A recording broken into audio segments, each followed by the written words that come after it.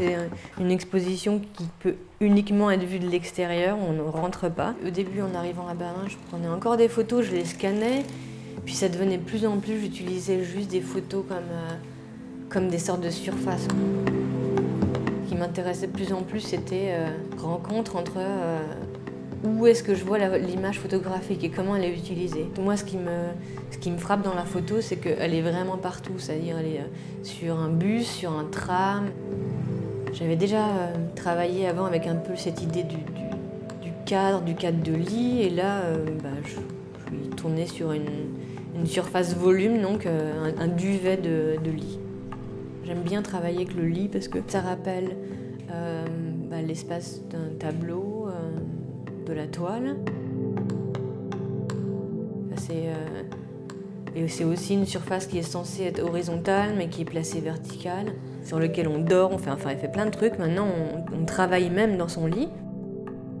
On pense, on rêve, il y a plein de choses qui se passent sur cette surface-là, et elle est quand même très simple, quoi. C'est juste un rectangle de tissu, mais ça évoque beaucoup de choses, et ça évoque le corps d'un individu, ou deux corps, ou plusieurs corps.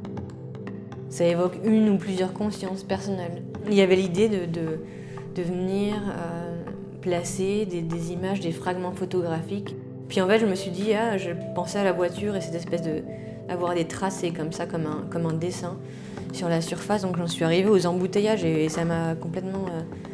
je conduis pas, mais ça m'arrive de rêver de voiture, ça m'arrive de rêver de conduire. Voilà, je suis déjà à Berlin depuis un peu plus de 10 ans et je dirais pas que j'ai choisi Berlin. J'ai emménagé avec des amis, de mes meilleurs amis avec qui j'ai étudié aux Beaux-Arts de Paris. Et vraiment, on se disait, tiens, Berlin... eux, ils étaient jamais encore allés à Berlin. Moi, j'étais déjà venue un été et puis un hiver. Donc j'avais déjà vu... À l'époque, il y avait quand même plus de différence de température et entre l'été et l'hiver. J'avais déjà vu les deux faces de la ville et puis on s'était dit oui, moi j'avais constaté, il y avait beaucoup plus d'espace. Trouver un atelier à Paris, ça paraissait compliqué. Donc il y avait l'idée d'une découverte après l'école d'art. Je pensais que c'était quelque chose de temporaire en fait. Donc je suis restée quoi. Puis le fait que les gens parlent plus anglais, c'était plus ouvert à une scène internationale.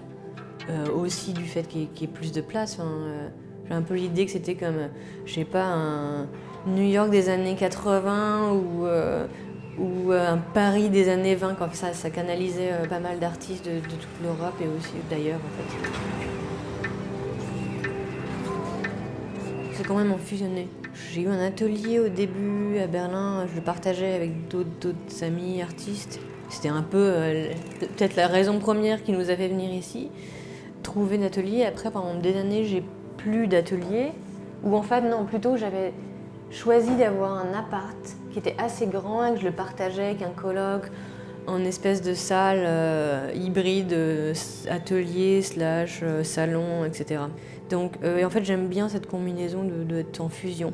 Parfois c'est pénible, disons que c'est bien d'avoir une porte où on peut fermer la porte de son bureau et que les choses que je les ai pas devant le nez tout le temps, donc je peux les mettre de côté. Par contre, si je travaille à l'atelier, les objets ils sont là, ils sont autour de moi, et ça me convient quand je dois produire quelque chose, mais en fait l'idée d'être autour des objets que j'ai faits, même emballés, c'est juste une présence. Et de réfléchir à quelque chose de nouveau. C'est comme le problème de la page blanche. Là, c'est l'inverse. Je suis embrouillée, je suis un peu confuse parce qu'il y a trop d'objets. Qu'est-ce que c'est un atelier aussi? En général, est-ce que c'est un lieu de production? Moi, on va dire qu'il y a une phase, la phase de conception. Elle requiert pas d'espace, mais ou limite s'éloigner de l'atelier. Et après, l'espace de production, il peut être fait... Ça peut être fait dans un atelier, dans une pièce quelconque, une salle de bain, n'importe où. J'ai fait des trucs avec des tests avec des insectes. Une des fois, je les conservais dans des tubes et je les avais dans mon salon carrément, parce qu'à ce moment-là, j'avais plus d'atelier, etc. Mais vraiment, ça dépend de chaque production.